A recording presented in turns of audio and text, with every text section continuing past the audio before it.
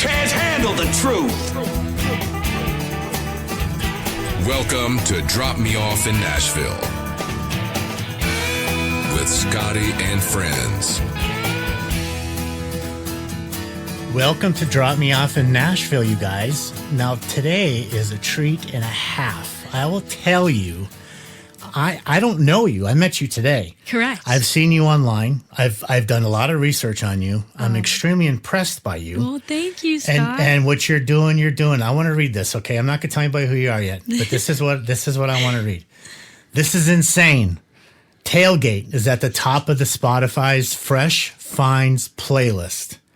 When I was in high school, I would see all who was on this playlist and literally study it to see who was up and coming.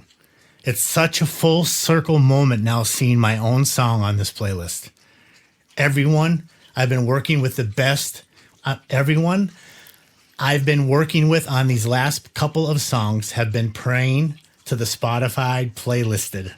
And this morning, that prayer got answered. God is so dang good, so good. And you put hands together. You guys, I'm going to introduce you to this fabulous woman who puts the Lord Jesus first before anything else right after this. Get ready. Get ready. Get ready. Ready. Let's do this. It's showtime. Please pay attention. Stop what you're doing and welcome our guest. Hey, welcome back to Drop Me Off in Nashville. I hope you enjoyed our little bumpers and our commercials. You guys, listen to this. This young lady's name is Amber Marie. Welcome, Amber Marie, to our show. Thank you so much for having me. Yeah, you reached out about a month ago, and I really worked hard to get you in. I started doing my research on you, and young lady, I am very impressed with your career. Well, thank you, Scott. I appreciate that You so came much. from Pennsylvania. Correct. How did that happen? North. So I am from a very small town. My graduating class is like 71 kids. Awesome. So super small town girl. Love that. Ever since I was born, I've had these big dreams of being a country music star. Good. And God has placed that on my heart for forever. And I was like in high school, wondering what my next move was going to be. And I was talking with one of my counselors, and she was like, well, there's this school right in the heart of Nashville. It's called Belmont University. Wonderful school. Great school. I cannot say enough good things about Belmont. And she was like, well, there's a songwriting program, and if you apply and get in, major in that, minor in music business. And I was like, okay. I was this like shy girl in high school. And I was like, hey, well, if I get in, I'll go there. If not, I'll go to Penn State. That was kind of like, where my family had gone. And I prayed about it. I applied, and I did not get in the first time. So I was like, man, am I not meant to do this? But there was something on my heart that's like, just try again. Don't give up. Try again. And so I did. I tried again, and right before that fall, I ended up getting in, and that's exactly what I did. By the grace of God, I got to go to Belmont University, majored in songwriting, minored in music business, and I just graduated in May, so I am fresh out. So let's talk about the music business. Yes. You have a minor in that. I do. This old business is music is business. Correct. First, right? Correct, yes. And you have to understand what that business is. Yeah, absolutely. I've been a music manager for about 18 years. International artist to, I got a Billboard artist now that's going out. And it is more business than it is music. It is. And you have to play that game, whether you like it or not, right? And you have to protect yourself. And what comes in with that is how you handle yourself online, right? All your social media accounts, how you perform at your shows, what shows that you do, what you say, what you don't say. Yeah. So you graduated. How did you put that all together? How did you decide that I have to start somewhere? Yeah. And where did you start? Oh my goodness. Well, lots of praying and be like, whatever path I'm meant to go down, whoever I'm meant to meet, whatever doors you want to be open, please open them. And so that's exactly what I've been doing. But yeah, so I graduated with a songwriting major, music business minor. And again, I cannot thank the professors enough. I feel like they prepped me so well when it came to copyright law, what a contract looks like, what a publishing catalog looks like how to do all that and what to look for whenever you're going with a management company, things to look out for, people to trust. And honestly, it's such a gut feeling too, and I feel like I'm like, dear Lord, please, if I'm meant to do this, give me the right gut feeling. If not, and it has helped me so much tremendously, is prayer in that, Well, the thing about it is a lot of people can sell a box of rocks and it's sad. Yeah. I can't tell you how many times I've heard, oh, you just moved down here? Where are you from? I'm from, let's just say Minnesota. Yeah, my grandma died and she left me $30,000. Well, it's amazing. I can get you in a studio for $30,000 and all this and all that and all. And it makes my skin crawl. It does, yeah. Because I'm like, please don't do that. Yeah. That's not necessary. That's why I've always learned quickly when I got to town 18 years ago, I did a lot of shutting up and I listened. And I tried to gravitate to the people that seemed to make the most sense and were most kind. It's why I ended up in a place like this with Sonic Eden Studios with John, because number one, he's a great human being. Yeah. He has an amazing studio. This is beautiful. One of the best gems. The people, if I told you that recording here, you'd shake in your shoes because they sat where you're sitting but they trust in John. And I've used John on different levels, from working with Tommy Two-Tone in here, 86753, and I manage him. And we had a bunch of different artists. And then we had a project ourselves that I had to do as an experiment project. And I brought that into John about a month ago, and he helped me with that as well. So I really trust in this studio and this atmosphere because it's, number one, it's a fair price. I know what I'm going to get. Mm-hmm. And I'm not going to have some guy say, well, it's just $30,000. Exactly. You know what I mean? Yeah. And that's the whole reason why I started this podcast, is because I was so scared and I was so tired of hearing the dreamers, the people who come down and do rely either on the Lord or their gift or both. And they get to Nashville and the next thing you know, they got to go home because somebody took advantage of them because they want the dream so bad. Yeah. You were smart. You went to Belmont.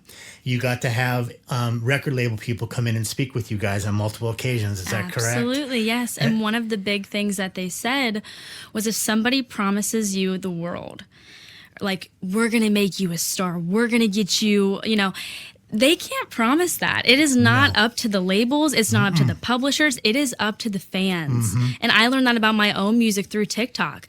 Like, whenever I first posted the chorus of Deserve a Song, I was like, I just wrote it. I was mad at my ex. Like, I was like, I'm just going to put this up there. Like, didn't think anything of it.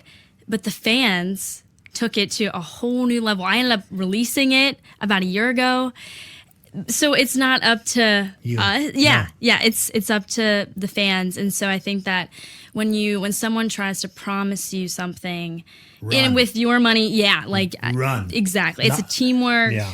Run the other way. Yeah. But see what you do, what's so smart about your business project is that you post a lot, but you post good content. Well, thank you. You take your time. You make sure it's shot right. You make sure the angles are right. You make sure it's classy. You make sure it sounds good. And that goes a long ways. Yeah. But people see that. And I think that's what's helped you grow as fast as you have, because you've taken that craft to heart, but you've made sure that your image, your brand, is put in the best light. That's important, right? Mm-hmm, absolutely. And you've seen that with results with your numbers. Yes. I mean, we're talking 500,000 on Spotify. God is good. He works in crazy ways. And how did you do that? Is there a secret goodness. that you want to share with somebody trying? Or is there a secret? What do you think that is? That's not easy to do. You know that. Well, I think it all stems from, and it's so cliche, but truly being yourself and like showing your personality. I credit all the social media tactics that I learned to the 615 house. Yes. Whenever I was a sophomore, they were my first internship. Awesome. And I have no clue. I had nothing on my resume. I was like, can I please intern with you guys? And Chris Rudiger and Kyra were so great to take a chance on me. Say their names again. Chris Rudiger and Kyra Hanevin. She just got married. You guys, good for you for taking on and doing the right thing. I applaud you. I'm sorry, go ahead. They're wonderful people. And so I was their social media intern. I did all the digital marketing and helping posting that. So they were like, I would have alarms set on my phone with them for like, post this clip at 10 a.m. and then post this at noon. But you're supposed to. Correct, yeah. There's reasons why that's in place, correct? Yes. You can't just willy-nilly post. Nope. It's strategic. It's very strategic. And figure that out. Yeah. Because that's what'll help you grow organically. Exactly, yeah. And you don't need all the other nonsense. But you have to put that work in. Yes. And how did you know that? Did you learn that? Or is that built in you from a childhood that you just know how to work?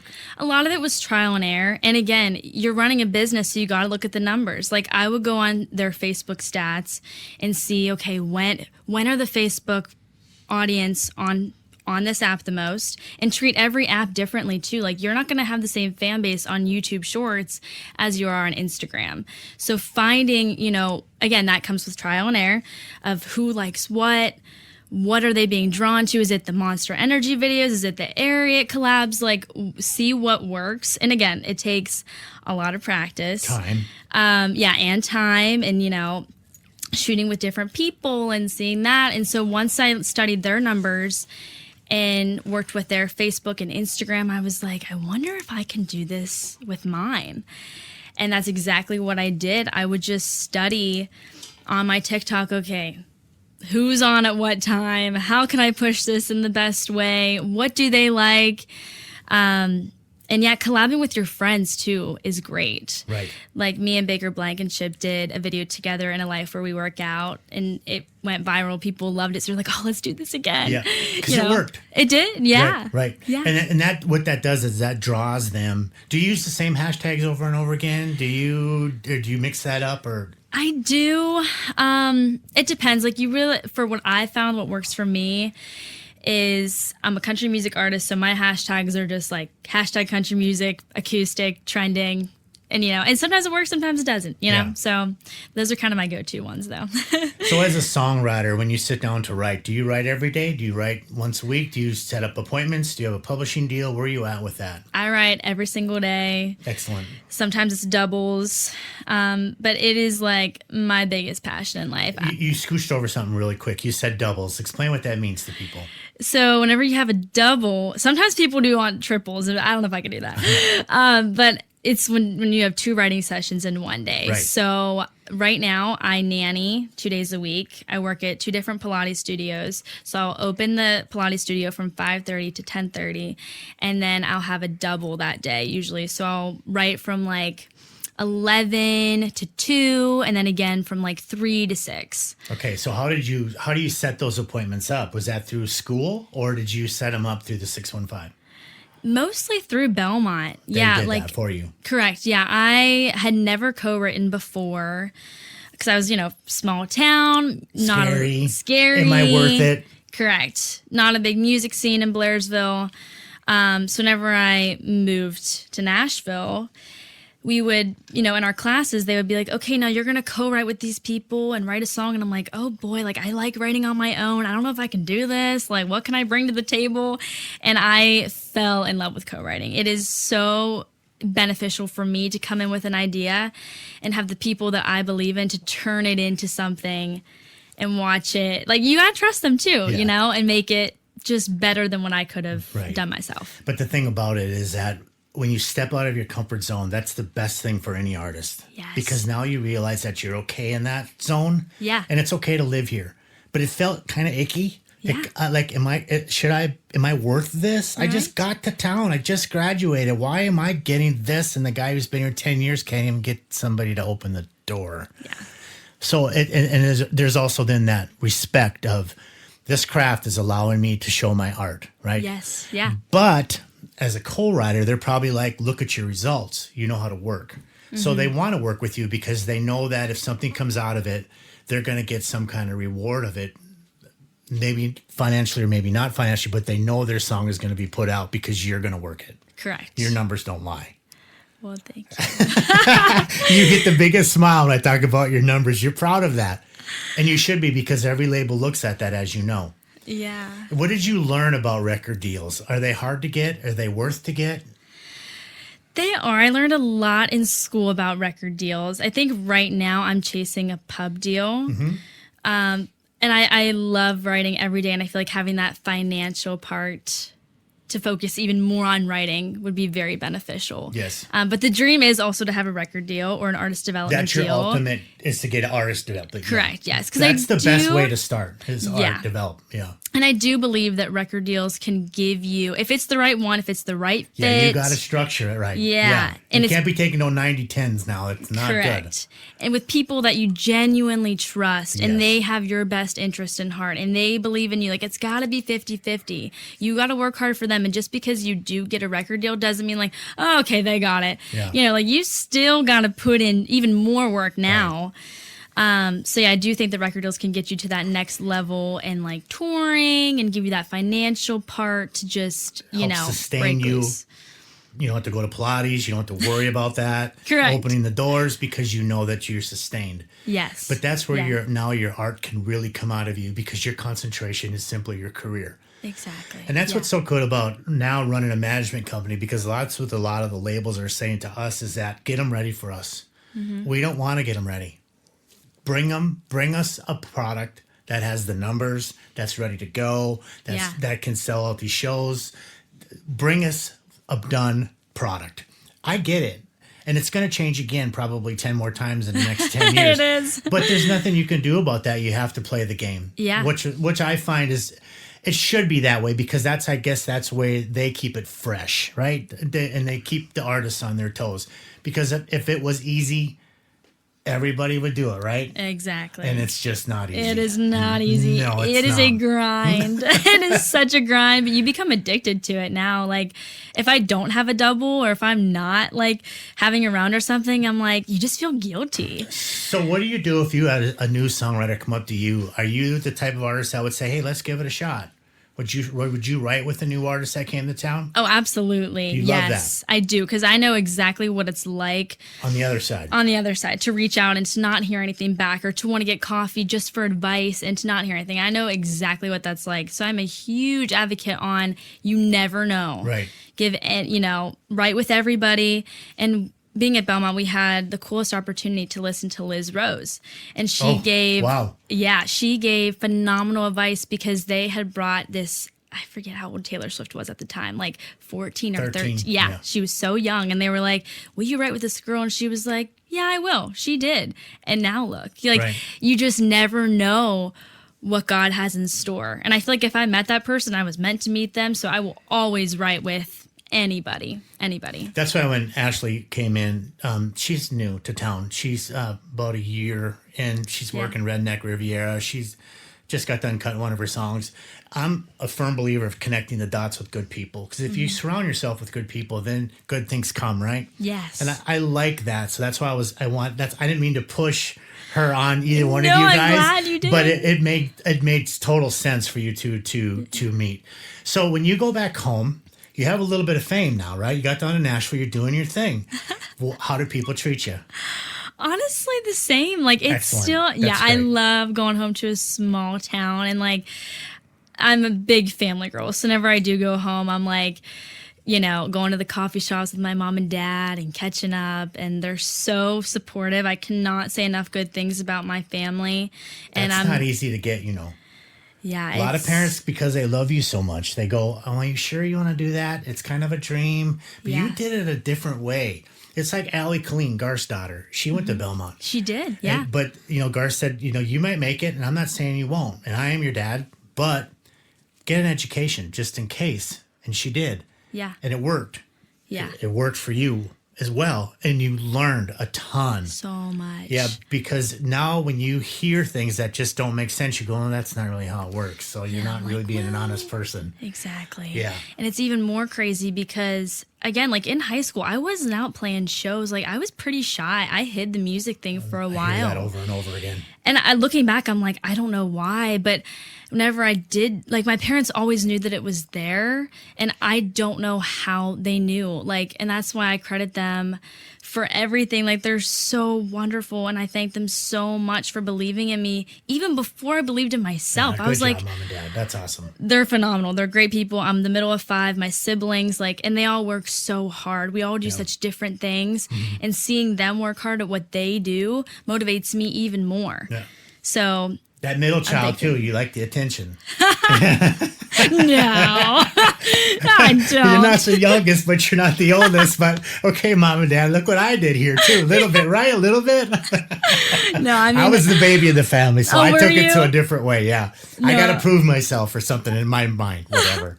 No, all my siblings are great people, hard workers, driven Lot as of love. all get out. So they make me want to work even harder at what I do. That's awesome. Hey, They're listen, great. you guys, we'll be right back after this.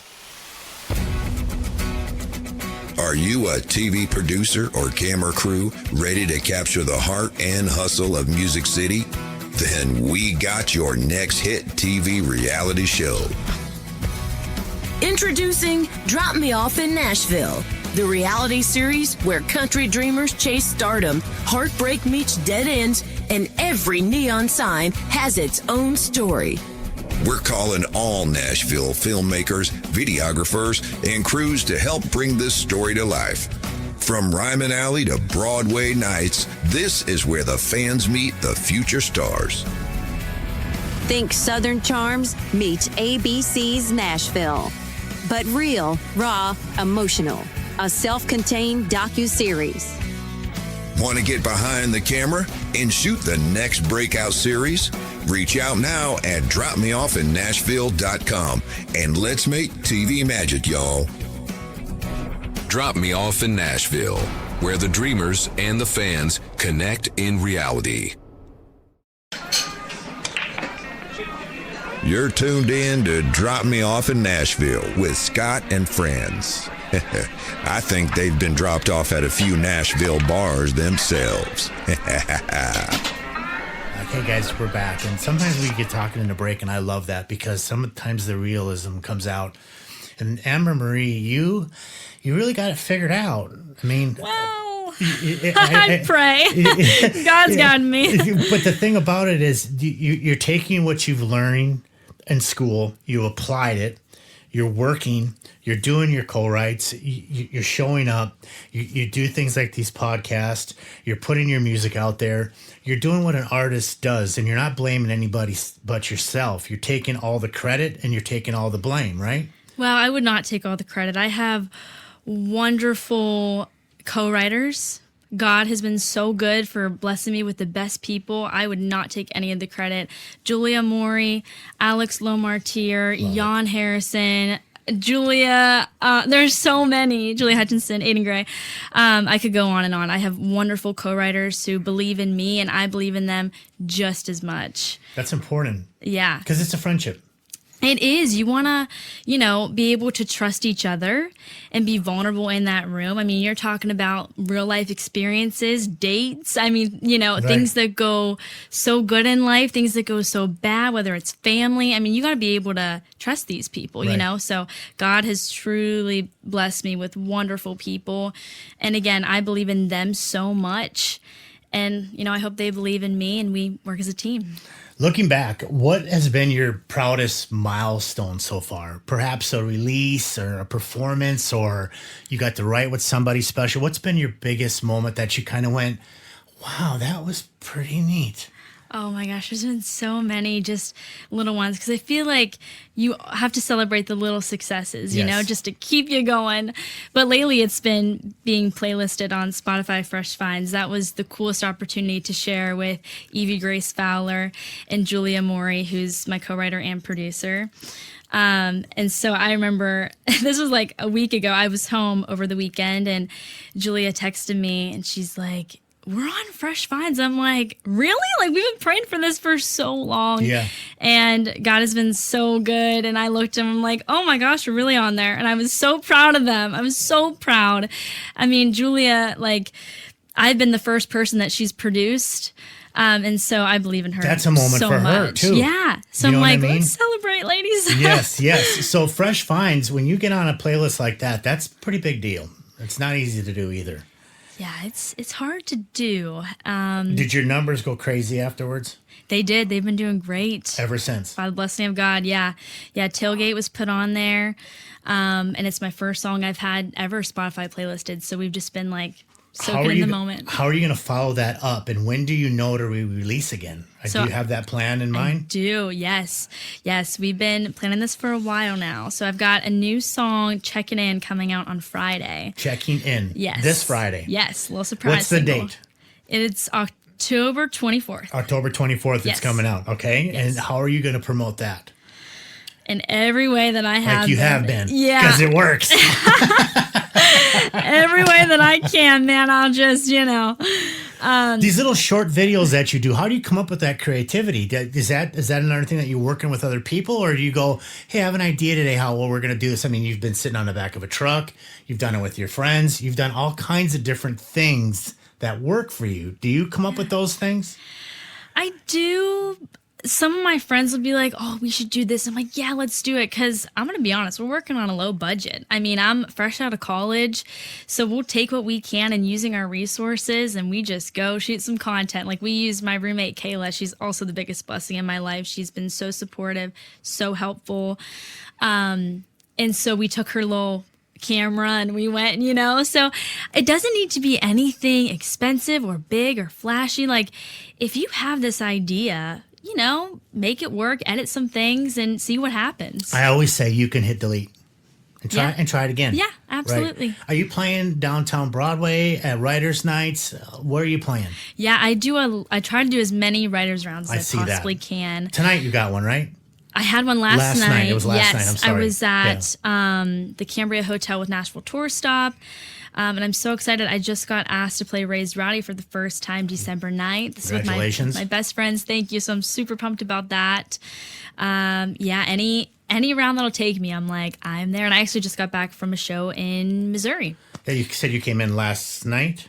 We came back a couple days ago. Yeah, a couple days ago, but yeah, it's been... Are you opening mostly for country artists, for Christian artists, a little bit of both? What are you doing? Are you doing all your own shows? What's happening? So whenever I got asked to go to Mississippi, a friend, my old guitar player, Tyler Gregg, was like, oh, our singer is sick. Can you come? So I'm like, ladies, let's go. We're going on a road trip. It's time to get in the truck. Yeah. And I'm a big believer that like any opportunity that seems like just say yes. I'm a big say yes girl. Like if you ask me to do anything and it's safe, I'm going to be there. Yes. 100%. Good for you. So we went to Mississippi, came back the next day, and then my friend Aiden and his mom, Kyla Walters, they put on a festival in Missouri called the Rosebud Country Music Festival.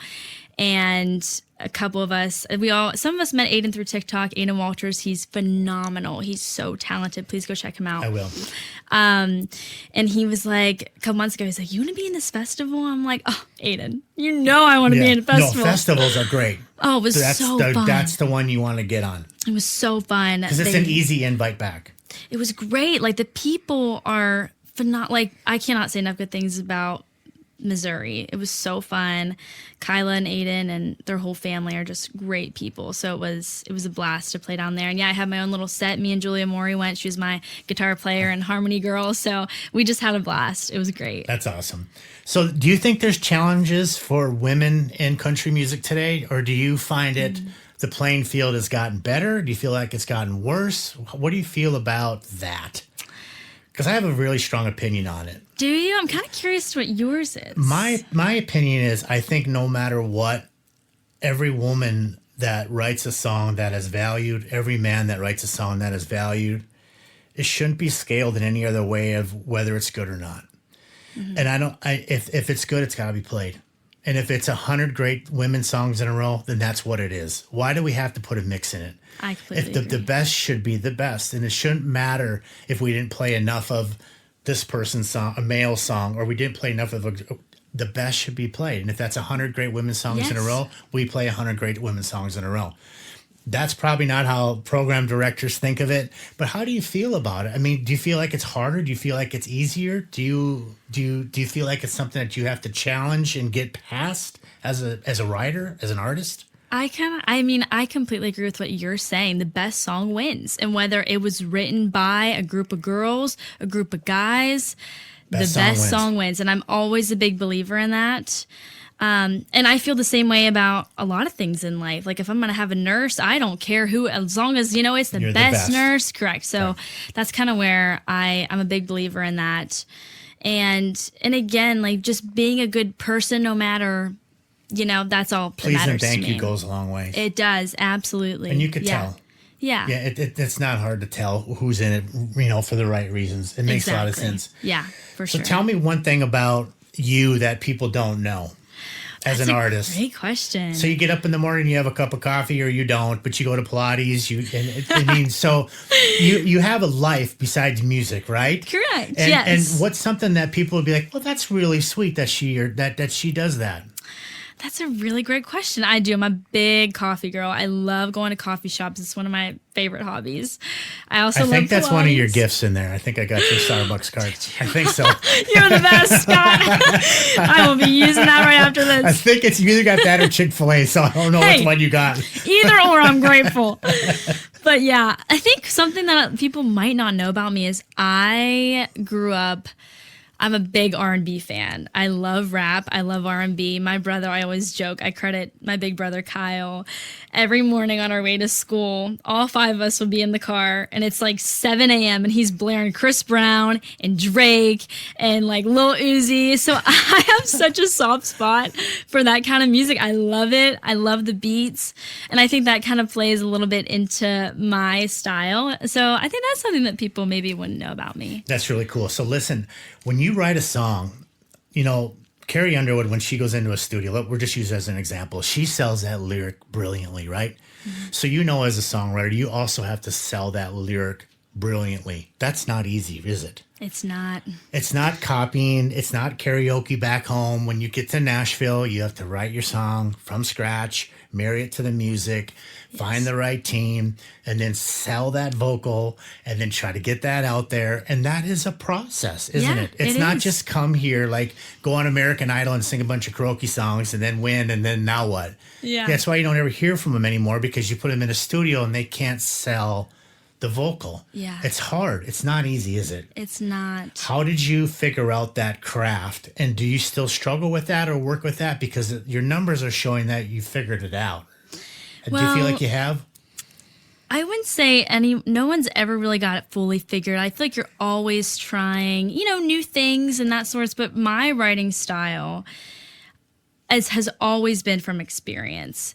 And I've gotten great advice throughout the years that like no one can tell your story how you can and has lived it exactly how you can.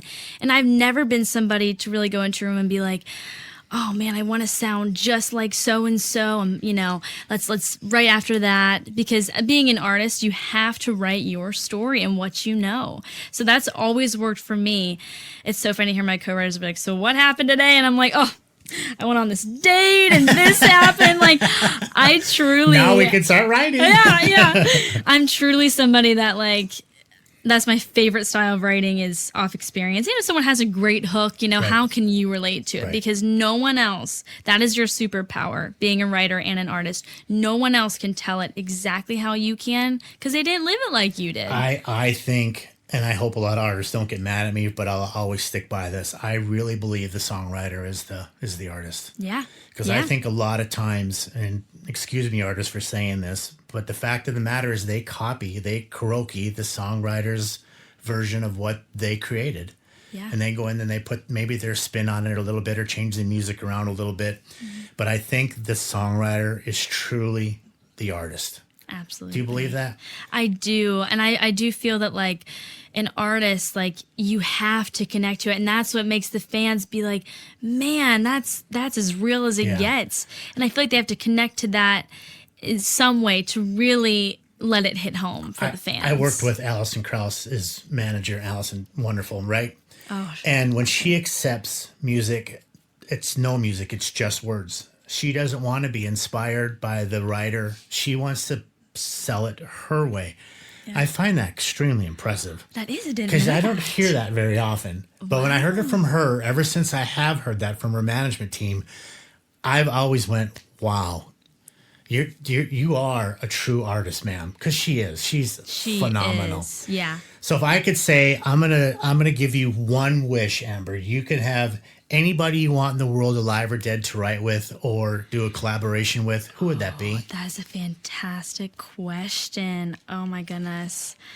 Right now, I'm a huge fan of Priscilla Block. She just dropped her latest album, and that's been on my repeat.